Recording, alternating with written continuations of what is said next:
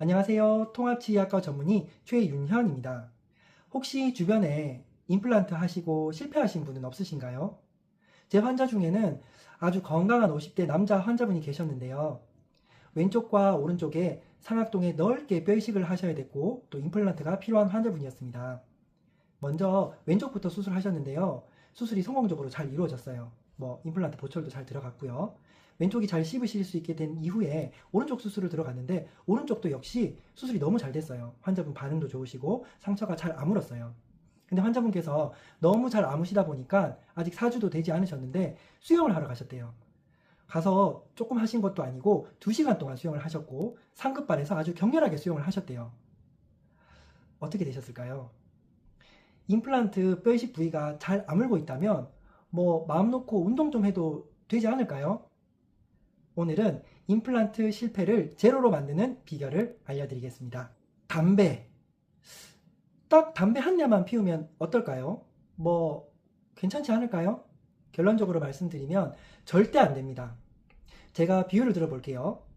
임플란트는 나무처럼 잇몸뼈라는 땅 속에 뿌리를 내리려고 애를 쓰고 있어요. 근데 담배를 피면 물은 안 주고 제초제를 뿌리는 것과 같은 효과가 발생됩니다. 담배 속에는 여러분들이 알고 있는 것처럼 니코틴이 있는데요. 그 니코틴이 그 임플란트 뿌리 쪽으로 가는 혈관들을 꽉 조이게 돼요. 그래서 영양분이 임플란트 뿌리 주변에 있는 뼈로 가지 않게 되어서 영양 공급이 막히게 됩니다. 그러면 애써 심은 임플란트가 뿌리를 못 내리고 그냥 툭 빠져버리는 거죠. 특히 임플란트 하신 분들 담배를 피우는 순간 거기에 만약에 뼈이식이 되어 있다면 그 뼈가 죽은 모래처럼 우수수 떨어질 수 있습니다. 그러니까 수술 후 한 2주 정도는 담배를 꼭 끊어 주셔야 됩니다. 제발요. 근데 여러분 치과에서 냉찜질 하라고 들으신 분들 있으시죠? 근데 좀 귀찮죠?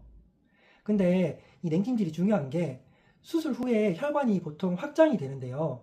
그렇게 혈관이 확장되면 그 혈관이 들어있는 잇몸이 풍선처럼 부풀어 오르게 됩니다. 그러면 이때 팽팽해진 잇몸이 실밥을 뻥 터뜨려 버리고 피가 또 철철 나고 그 벌어진 틈으로 세균이 침투하는 대참사가 벌어질 수 있는 거거든요.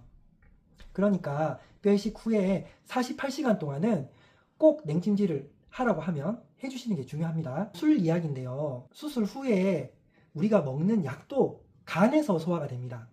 그리고 마시는 술도 간에서 해독이 되고요. 그래서 약 드실 때 술을 같이 드시는 거는 밤샘 야간 근무를 하는 직원에게 몽둥이 찜질하는 거랑 똑같은 거라고 보시면 돼요.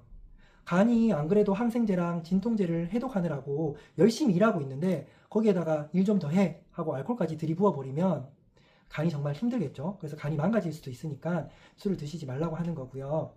또 게다가 술 드시면 알딸딸해지니까 조금 조심성이 없어져서 수술한 부위에 혀도 깔짝깔짝 갖다 대보고 또 실수로 그쪽으로 거친 안주 같은 것도 콱 씹으실 수 있거든요.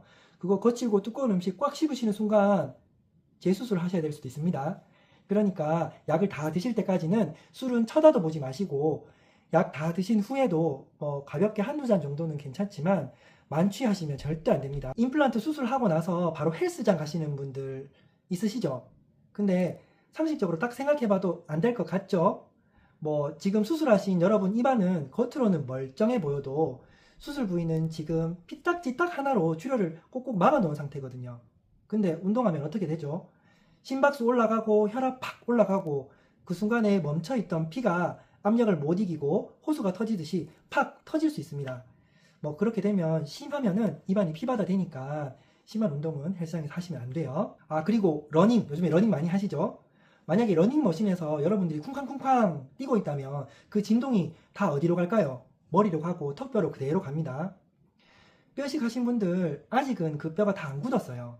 말 그대로 굳지도 않은 찰흙 덩어리 들고 쿵쾅쿵쾅 뛰는 게 돼요.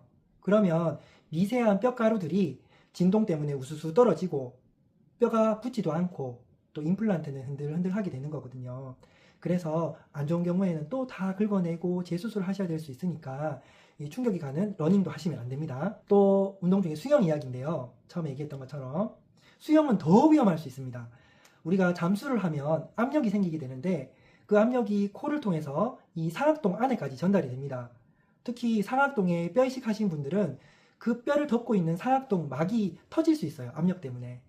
게다가 수영장 물이 코를 통해서 상악동까지 들어갈 수도 있는데 그 수영장 물이 깨끗하진 않죠.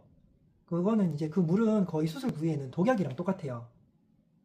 제 환자분 중에도 50대 환자분, 건강한 환자분이 있었는데요. 왼쪽 수술할 때 처음에 말씀드렸던 것처럼 괜찮았고, 그래서 오른쪽 수술도 했는데 괜찮았어요. 그런데 저한테 얘기도 안 하고 아직 운동할 때가 되지 않았는데 수영장에 가서 2시간 동안 아주 격하게 운동을 하셨고 부어서 오신 거예요. 이거 잘못하면 뼈를 다 긁어내고 기다렸다가 다시 뼈 이식을 하시고 고생 하셔야 될 수도 있는 케이스였는데 다행히 빨리 오셔서 소독도 하고 항생제도 적절한 걸로 바꿔서 오래 드시고 하셔서 가라앉아져서 뼈 이식이 성공적으로 이루어졌는데요. 잘못하면 뼈 다 긁어낼 뻔했어요. 그러니까 상악동 뼈 이식을 하신 분들은 최소한 4주 동안은 수영은 절대로 하시면 안 됩니다.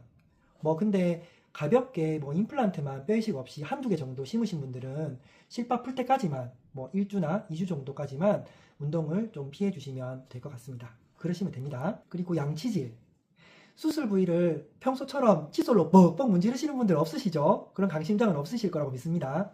그러면 이 문질러 버리면 실밥이 벌어질 수도 있고 피도 다시 날 수 있고 그쪽으로 세균도 들어갈 수 있고 그렇거든요. 상식적으로 생각해도 그렇죠. 그러니까 수술하신 부위는 문질러서 청소하시는 게 아니고 그냥 처방해 드린 거, 그 가글로 살균만 하는 관리를 하셔야 됩니다. 씻어내는 관리를 하시는 거예요. 그래서 칫솔은 수술하지 않으신 부위, 자연치 부위를 문질러 주시고 수술하신 부위는 씻어내는 방식으로 그렇게 청결을 관리하시면 됩니다. 그리고 식사는 수술하신 부위로는 당연히 씹으시면 안 됩니다. 이걸 비유를 하자면 그쪽으로 씹으셔서 음식물이 그쪽으로 들어간다면 비유를 하자면 상처에다가 음식물 쓰레기를 쑤셔 박는 것과 똑같은 거예요. 음식물 쓰레기 같은 것들이 실밥 사이로 들어가면 곧 썩겠죠. 그러면 염증이 생길 수가 있고 수술이 실패할 수 있어요. 그러니까 괜찮겠지 하고 이쪽으로 두꺼운 거를 씹으시면 씹히거든요. 두꺼운 음식을 잘못 씹으셨다가 또 후회하시는 분들이 좀 많이 있습니다. 그러니까 식사는 무조건 반대편으로 하시면 됩니다. 상식적으로 생각해도 그렇죠. 빨대는 또 어떨까요? 또 코풀기는 어떨까요? 빨대를 우리가 빠는 상황을 생각을 해보면 빨대를 쪽 빨게 되면 입안에 강력하게 음압이 생겨요.